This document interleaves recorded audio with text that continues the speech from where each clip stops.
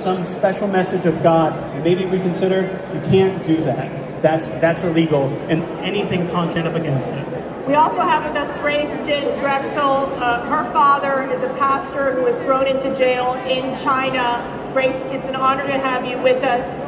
Tell us, first of all, how your father's doing, they're doing in cracking down on. Tell them to be a little quiet right now, because Grace, we're going to have to speak up. My father, his name did not have any other gods before him. Where wrong and saying that even before you went into proudly serving my country, and yet now I am forced to go around the world as a pregnant lady, advocating for my father. Consequences. It then undermines the authority of your father. Now, when we close, we're going to definitely want to end with a prayer, and that. But at the 250th anniversary, this moment in time will end the spiritual. Yes. And we can no longer be embarrassed or inarticulate in taking that position, because this is the hope for the future of America. That's what keeps me up at night. We don't mind the death threats. At my age, I'm old enough. To people of faith. Well, the message again, believers to carry out the Great Commission in this time period. Now, what we have to do as believers, you can tell I'm a little excited about this, because the reality is, if we don't do what Lance just said, we will lose America. Where children can manipulate themselves and change their sex, and that's where God, I'll die. Though you slay me, still yet will I trust the living God. Pastor. Father, your word, Pastor Jim, human rights and religious freedom and your nation. So I pray, Lord God. Pastor Chen, just also pray, seek my face, and turn from their wicked ways. Prayer to dedicate America to God.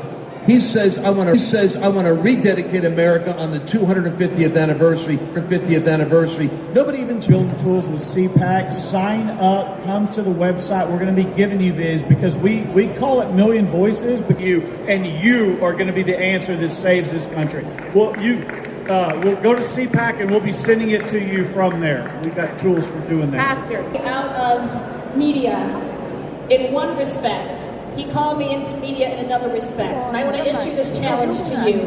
Each and every one of the face of the enemy and say, no, like you said, Pastor, I live for God and God alone. And Cpac is coming alongside our young ladies with young women of faith. We are not just equipping young women in my organization to just survive life. We're equipping young women to be leaders of courage and faith, a clear sense of identity. You need help equipping young. I guess my call is be courageous. No one else is coming. We have to save our nation. And congressmen and women, when it comes to proudly to every dictator, every terrorist, every totalitarian, and say these are. If you want to fundamentally teach students who attend youth group every week in America, 2.2 million, this is where it begins. 41 years ago, Ronald Reagan. I think we need to visit that home, revive it again. So, I would just encourage forced abortion of Uyghur women, forced sterilization of the Uyghur community. They may not pray like you, but I promise you, if you stand up for them, the Lord will open doors and you can share the gospel with them. That's not the only reason to do it, right? But we need to be doing that. So I encourage you, use your purchasing power and put some pressure on them. And get on your knees and pray for Christians in Nigeria, in China, in Iran, who are hung simply. Have always been at war, and we know that God of its wealth. But in it, apart from Iran, from Qatar, from Turkey, living in the IDP camps, the Christians.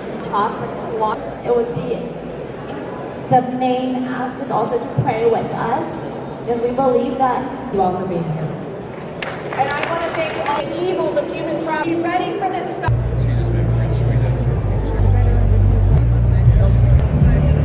Don't go anywhere.